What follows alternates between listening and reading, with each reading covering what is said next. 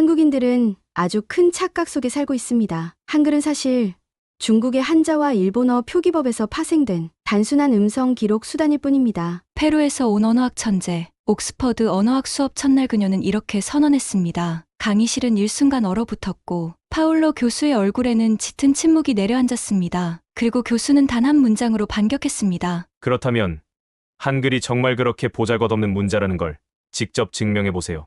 그날 이후 문자들의 전쟁이 시작됐습니다. 이집트 상형 문자, 러시아 키릴 문자, 독일의 라틴 문자, 그리고 그녀가 자랑한 잉카의 퀴프까지. 하지만 그녀를 무너뜨린 건 이집트도 유럽도 아닌 서울에서의 기억 때문이었습니다. 도대체 서울에서 무슨 일이 있었던 걸까요? 1초만 투자해서 좋아요, 구독 부탁드립니다. 지금부터 당신이 몰랐던 한글의 모든 것이 밝혀집니다. 옥스퍼드 대학교 9월의 첫 개강 날이었습니다. 바람이 조금 차가웠지만 제 마음은 들떠 있었습니다. 언어학이라는 세계 최고의 학문을 세계 최고의 대학에서 공부하게 되었다는 감격 때문이었죠. 저는 카라 호세피나 알바라도이고 페루 리마에서 왔습니다. 어릴 때부터 잉카 문명에 매료되어 언어의 뿌리를 파헤치는 삶을 꿈꿔왔습니다. 그리고 오늘 그 첫 수업이 시작되는 날이었습니다. 강의실에는 전 세계에서 온 학생들로 가득했습니다. 프랑스, 중국, 러시아, 아랍권, 아프리카, 일본, 심지어 남극 기지 연구원 출신도 있더군요. 모두들 눈빛이 살아있었고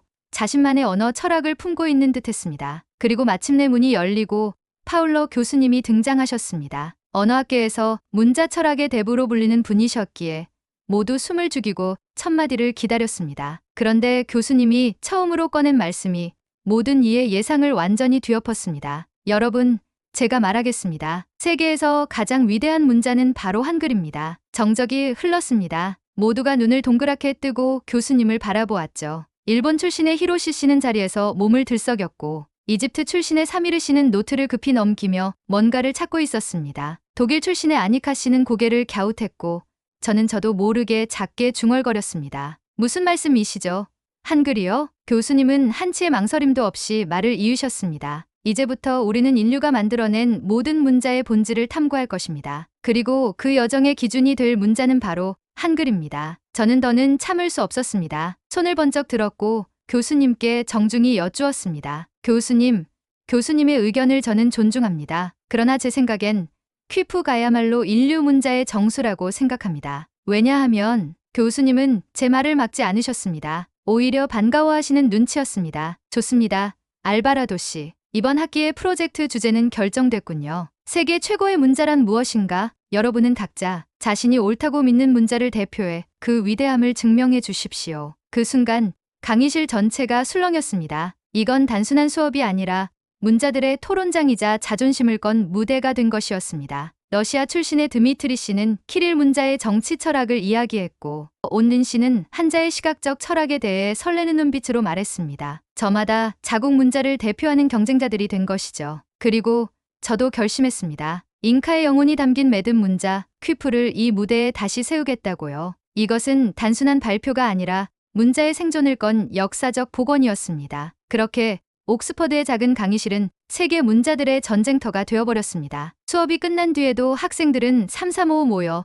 흥분을 감추지 못한 채 각자의 문자를 주제로 열띤 토론을 이어갔습니다. 복도에서는 음소문자의 직관성이 진짜 핵심이야라는 말이 들렸고 카페에서는 문자의 감정이 녹아있는 건 한자뿐이야라는 주장도 들려왔습니다. 제 마음속에는 묘한 불꽃이 일고 있었습니다. 단순히 파울러 교수님의 한글에 대한 발언 때문만은 아니었습니다. 페루에서부터 저를 따라온 의문 하나가 있었습니다. 왜 퀴프는 문자가 아니라는 평가를 받을까? 그것은 정보를 저장하고 전달하는 도구였고 잉카 제국은 그 매듭을 통해 천문학, 세금, 역사까지 기록했는데도 말이죠. 오랜 시간 잃어버린 제국의 유산은 단순한 기록 보조 수단으로 격화되어 왔습니다. 그게 너무 억울했습니다. 그래서 저는 결심했습니다. 퀴프의 진면목을 세계에 보여주자. 저를 이 자리까지 이끈 그리고 제가 지금도 사랑하는 문자. 비록 매듭과 실, 색깔과 위치만으로 구성된 그것이지만 진정한 의미에서 가장 직관적이고 인간적인 언어의 형태라고 믿고 있었습니다. 기숙사로 돌아오는 길, 저는 잉카 유산 디지털 복원 프로젝트의 논문 파일을 열어 다시 읽기 시작했습니다. 퀴프에 숨겨진 패턴, 정보의 논리적 구조, 그리고 그것이 어떻게 문화적 감성을 전달할 수 있었는지에 대한 연구는 아직 미완이었지만 분명 희망이 보였습니다. 그리고 마음속 깊은 곳에서 문득 이런 생각이 들었습니다. 정말 한글이 그렇게 대단한 문자일까? 단지 지금도 쓰이고 있다는 이유로 최고라고 말할 수 있을까? 그 질문이 머릿속을 떠나지 않았습니다. 이제 답을 찾기 위한 여정이 본격적으로 시작된 것이었습니다. 그 다음 주 수업은 그야말로 문자의 향연이었습니다. 교수님은 문자 대표 발표 주간을 선언하셨고 매 시간마다 전 세계에서 모인 학생들이 자국의 문자를 자랑하며 강단에 섰습니다. 발표 순서는 제비뽑기로 정해졌고 첫 번째는 이집트에서 온 사미르 씨였습니다. 사미르 씨는 상형문자의 아름다움에 대해 열변을 토했습니다. 화면 가득히 펼쳐진 상형문자의 섬세한 곡선과 기호들은 고대의 정교함을 품고 있었습니다. 이 문자는 단순한 소리의 기록이 아니라 하나의 예술입니다. 그림이 곧 언어였던 시절, 인간은 감성과 지혜를 동시에 담았습니다. 라는 말에 학생들은 박수를 보냈고 교수님도 고개를 끄덕이셨습니다. 하지만 누군가 조용히 이렇게 중얼거렸습니다. 그건 이제 쓰이지 않잖아. 다음은 러시아 출신 드미트리 씨였습니다. 키릴 문자의 발전과 동유럽권의 정치적 영향력을 설명하며 키릴 문자가 슬라브 문화권 전체를 하나로 묶는 힘이라고 주장했습니다. 하지만 몇몇 학생들은 발음의 직관성이 떨어진다는 점을 문제로 제기했고 발음 기호를 따로 배우는 복잡함에 대해 이견이 나왔습니다. 독일 출신 아니카 씨는 고딕체와 라틴 문자의 전통성을 강조했습니다. 유럽의 사상과 철학, 민주주의 정신은 이 문자를 통해 꽃피웠습니다. 라는 말에 깊은 감동을 받은 이도 있었지만 동시에 라틴 알파벳의 무질서한 철자와 소리의 불일치 문제를 지적하는 목소리도 있었습니다. 그 다음 차례는 바로 저였습니다. 저는 준비해온 자료를 꺼내며 조용히 말문을 열었습니다. 저는 잉카 제국의 후예로서 지금은 잊혀졌지만 다시 살아나야 할 문자 하나를 소개하고자 합니다. 퀴프입니다. 강의실이 다시 조용해졌습니다. 저는 천천히 그러나 확신에 찬 목소리로 발표를 이어갔습니다. 퀴프는 실과 매듭으로 이루어진 문자입니다. 색깔, 매듭의 위치, 줄의 길이, 꼬임 방향, 모든 것이 정보를 담습니다. 이것은 시각적 언어이자 감각적인 기록 체계입니다. 저는 손에 쥐고 있던 복원된 퀴프 모형을 들어 보였습니다. 이 매듭 하나에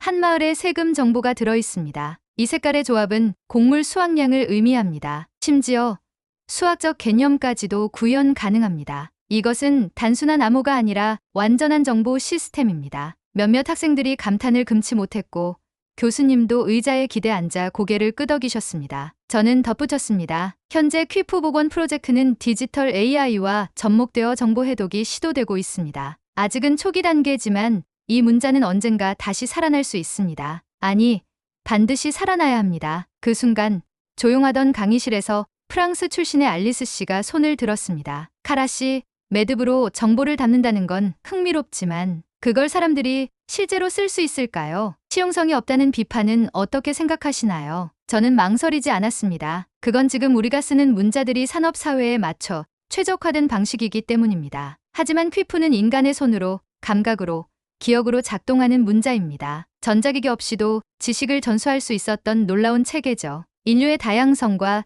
창의성의 상징입니다. 마지막 슬라이드에는 이런 문장을 띄웠습니다. 문자는 단순한 소리의 기록이 아니라 인간의 삶을 담는 그릇입니다. 발표가 끝나자 학생들은 박수를 쳤고 몇몇은 자리에서 일어나 환호까지 하였습니다. 교수님께서는 잠시 침묵을 지키시다가 조용히 말씀하셨습니다. 알바라도 씨, 당신은 단지 잊힌 문자를 소개한 것이 아니라 언어학이 잃어버린 감각을 일깨웠습니다. 고맙습니다. 그날 저녁 학생들은 카페에서 퀴프 토론회를 열 정도로 큰 반향이 일었습니다. 그리고 저는 자신감에 차 있었습니다. 이대로라면 퀴프의 위대함을 충분히 증명할 수 있을 거라고 믿었기 때문입니다. 하지만 아직 끝이 아니었습니다. 파울러 교수님의 마지막 질문이 모든 생각을 뒤흔들기 전까지는 말이죠. 다음날 아침 교수님께서 제게 따로 말을 걸어오셨습니다. 알바라도 씨, 퀴프 발표 인상 깊었습니다. 하지만 교수님의 눈빛은 예리하게 바뀌었습니다. 당신이 말한 그 퀴프,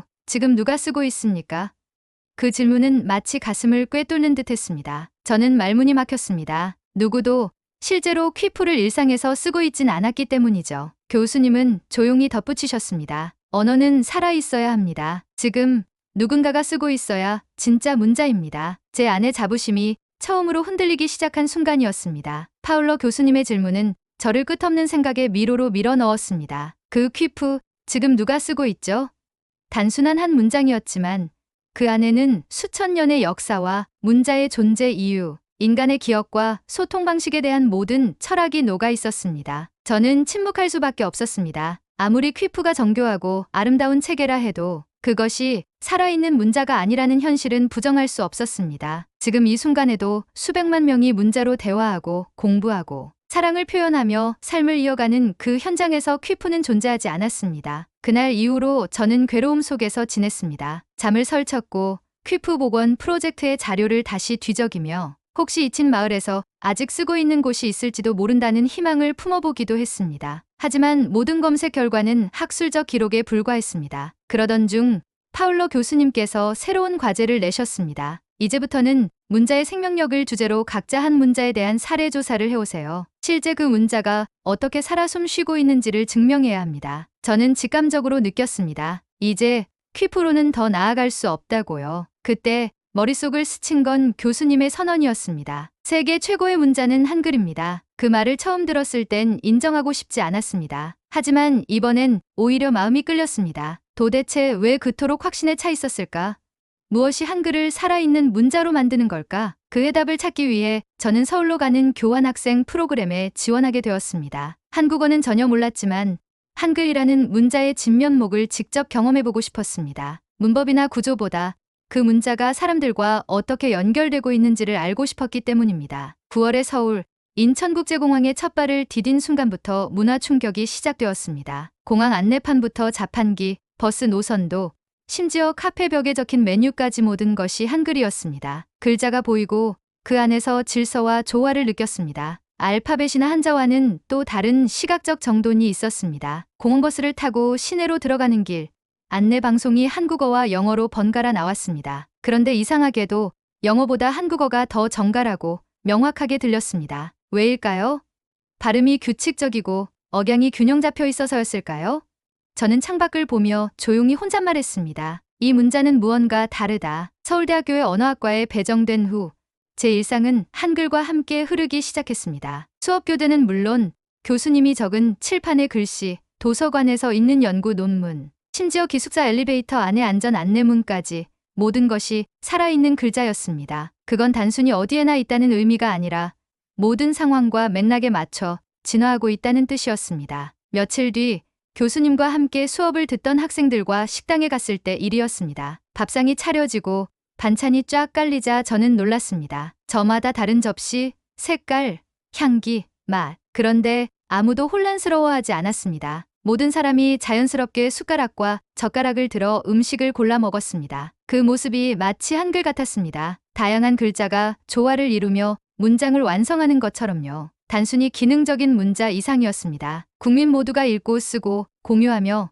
삶의 모든 순간에 자연스럽게 녹아있는 살아있는 체계. 그걸 가능하게 만든 배경에는 수백 년간 문자를 지키기 위한 싸움과 노력이 있었습니다. 나중에 야학운동, 일제강점기의 비밀, 한글 학교, 문맹 퇴치 운동의 역사까지 알게 되었을 땐 눈물이 났습니다. 이건 단순한 문자 체계가 아니었습니다. 한글은 그 자체로 독립운동이었고 국민의 삶이었으며 미래를 향한 유산이었습니다. 서울에서의 마지막 수업 날이 다가왔습니다. 교환학생 프로그램은 6개월이라는 짧은 기간이었지만 제 인생의 모든 관점을 뒤바꿔 놓기에 충분했습니다. 페루에서 퀴프를 품고 왔던 저는 이제 한글의 아름다움과 깊이를 몸으로 느끼며 완전히 다른 사람으로 변해 있었습니다. 한글을 단순한 문자로만 보던 시각은 무너졌고 이제는 그것이 하나의 문화이고 공동체의 정신이며 살아 숨쉬는 유산이라는 것을 알게 되었습니다. 그리고 그 모든 변화의 결실을 맺는 자리, 서울대학교에서의 마지막 발표 수업이 열렸습니다. 교수님께서는 수업 첫날과 같은 질문으로 발표를 시작하라고 하셨습니다. 여러분, 세계 최고의 문자는 무엇입니까? 예전 같았으면 저는 단숨에 퀴프입니다 라고 외쳤겠지만 이제는 달랐습니다. 저는 천천히 일어섰고 조용히 말문을 열었습니다. 처음 이 수업을 들었을 때 저는 퀴프야말로 세계에서 가장 위대한 문자라고 믿었습니다. 그것은 제 조국의 역사이고 저의 자부심이었기 때문입니다. 하지만 서울에서의 시간을 통해 저는 그 믿음이 얼마나 편협했는지를 알게 되었습니다. 저는 강단을 향해 한 발짝 나아갔습니다. 문자는 단지 정보를 기록하고 전달하는 도구가 아닙니다. 문자는 그 시대를 살아가는 사람들의 정신이고 문화이고 공동체의 숨결입니다. 그런 의미에서 한글은 단순한 문자 체계를 넘어선 살아있는 존재였습니다. 학생들은 조용히 제 말을 경청했습니다. 저는 말을 이었습니다. 서울 곳곳에서 한글을 만났습니다. 간판, 지하철 안내방송, 스마트폰 입력창, 아이들 교과서, 노인들의 손글씨, 그리고 사랑 고백의 메시지까지. 한글은 그 모든 순간에 자연스럽게 존재했습니다. 이것은 인쇄된 활자, 그 이상의 의미입니다. 한글은 움직이고 있었습니다. 사람들과 함께 제가 화면에 띄운 사진들은 지난 몇 달간 찍어두었던 기록들이었습니다. 시장의 손글씨 간판, 카페에 적힌 감성적인 문장, 어린이 도서관에서 만난 동화책의 삽화들, 병원 진료실에 걸린 진료 안내표까지 모두 한글이었습니다. 저는 덧붙였습니다. 한글은 위대한 구조를 가졌습니다. 과학적으로도 완벽에 가깝고 배우기도 쉽습니다. 하지만 진짜 한글의 위대함은 이 문자를 지켜온 사람들에 있었습니다. 그러면서 소개한 것은 일제강점기 비밀리에 한글을 가르치던 학교들의 사진과 기록, 해방 이후 전국 각지에서 문맹 퇴치 운동에 참여한 야학 선생님들의 이야기였습니다. 저는 마치 누군가의 인생을 대신 발표하는 기분이었습니다. 저는 이 문자를 만들었던 세종대왕의 철학에 경외심을 갖게 되었습니다. 백성을 사랑했고 백성을 위한 문자를 만들었으며 그것이 오늘날까지도 살아 숨쉬고 있다는 사실은 기적 그 자체입니다. 제 발표의 마지막 슬라이드에는 이렇게 적혀 있었습니다. 문자는 구조가 아니라 혼입니다. 그리고 한글은 살아있고 사람들과 함께 움직이는 유산입니다. 교수님은 제 발표가 끝난 후 수업 첫날과는 전혀 다른 표정으로 저를 바라보셨습니다. 미소를 머금은 눈빛 속에는 뭔가 뿌듯함 같은 게 느껴졌습니다. 그리고 말씀하셨습니다. 알바라도 씨, 이제 당신은 한글의 연구자가 아니라 실천자가 되셨군요. 그 말을 듣는 순간 저는 복잡한 감정에 휩싸였습니다. 자부심, 감동, 견화, 그리고 새로운 방향성. 서울에 오기 전 저는 한글을 상대해야 할 대상이라고만 생각했습니다. 하지만 이제는 아닙니다. 저는 한글을 함께 살아가야 할 존재로 여기게 되었습니다. 그날 이후 저는 제 전공을 바꾸었습니다. 기존의 잃어버린 문자복원 연구에서 살아있는 문자의 확장성과 보편성을 연구하는 방향으로요. 한글은 그 연구의 중심이 되었습니다. 그리고 더 놀라운 사실은 한글을 배우고자 하는 전 세계에 수많은 사람들이 있다는 것입니다. 페루로 돌아온 후 저는 지역 문화센터에서 한글 교실을 열었습니다. 처음엔 몇 명의 학생뿐이었지만 점점 입소문이 퍼졌고 지금은 매주 수십 명의 현지인들이 찾아옵니다. 한글을 배우는 그들의 눈빛은 마치 제가 서울에서 처음 느꼈던 그 설렘과 닮아 있었습니다. 이제 저는 다시 묻습니다. 세계 최고의 문자는 무엇입니까? 그리고 이렇게 대답합니다. 한글입니다. 그것은 문자가 아니라 정신이며 공동체의 혼입니다. 여러분도 지금 이 이야기를 듣고 계시다면 한글을 다시 바라봐 주셨으면 합니다. 그것은 세종이 만들고 백성이 지켰으며 이제 세계가 배우고 있는 문자입니다. 페루의 카라 호세피나 알바라도 씨는 이제 한글의 실천자입니다. 자존심을 꺾어야 했던 그 경험은 결국 진실을 마주하게 했고 저는 그로 인해 더 큰 자부심을 품게 되었습니다. 여러분은 카라 호세피나 알바라도 씨의 이야기를 어떻게 보셨나요? 그녀처럼 한글의 가치를 새롭게 깨달은 순간이 있으셨나요? 한글은 과연 세계 최고의 문자라고 말할 수 있을까요? 여러분의 생각을 댓글로 꼭 남겨주세요. 이 이야기가 조금이라도 인상 깊었다면 좋아요와 구독 버튼 한 번씩만 눌러주세요. 당신이 놓쳤던 또 다른 대한민국의 진짜 이야기 곧 이어집니다. 감사합니다. 여러분의 K 감동탐험입니다.